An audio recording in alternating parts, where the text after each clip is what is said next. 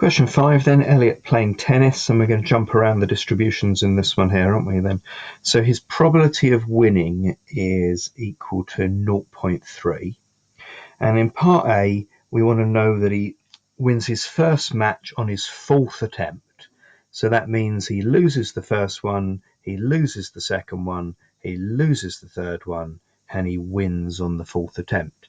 And so that's actually a geometric distribution, and that one there is 0.1029. You could use the distribution menu to do that.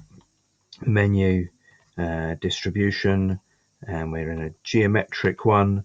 We want it to equal. We want it equal on the fourth go with probability 0.3 of a win, and there is the 0.1029 there.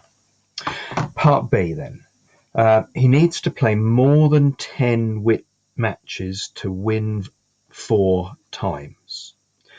So I think the thinking here is in the first 10, he's not going to have won 4, is it? So if X is a binomial here in the first 10 games and the chance of winning is 0.3, then we want him to win less than or equal to 3 games in that time. We don't want him to win his 4th game up to that point there then, do we? So that's just an usual binomial. Where's the binomial gone? There it is. I want a less than or equal to 3 out of the first 10 goes with a probability of winning 0.3. And so that's given me, let's have a look at that, 0.6496. 6496 for that one there. Part C, he wins his 3rd match on the 8th attempt. Now that's a negative binomial. The 3rd match on the 8th attempt. So if X is the number of goes until he wins his 3rd match, then X is a negative binomial waiting for the 3rd match, and the probability of winning was 0.3, wasn't it? So that there was on the 8th go. So the way we're doing that is we're thinking about the first 7 goes. We want him to win 2 games. So win 2 and lose the other 5. And then on the 8th go, win the next one. So if I go back to my calculator here, this was me doing a binomial and it's an equal. I want to win 2 games out of the first 7, and that gives me this. And then go back to the menu there.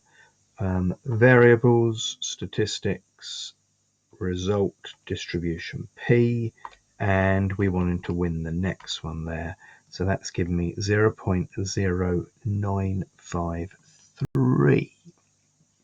So winning for the 3rd time on the 8th attempt is the first 7, winning twice, and then winning the next one after that.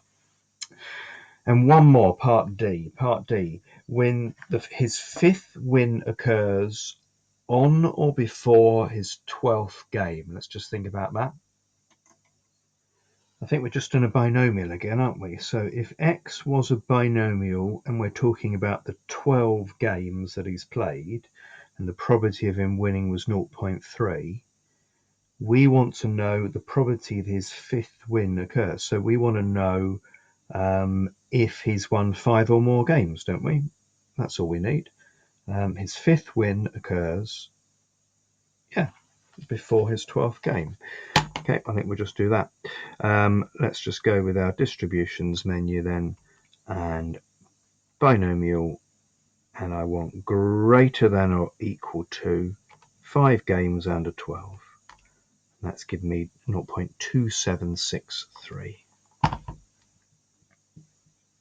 So I think I like the question because there's lots of variety changing around, and you're trying to think what happened more than actually the tapping on the calculator.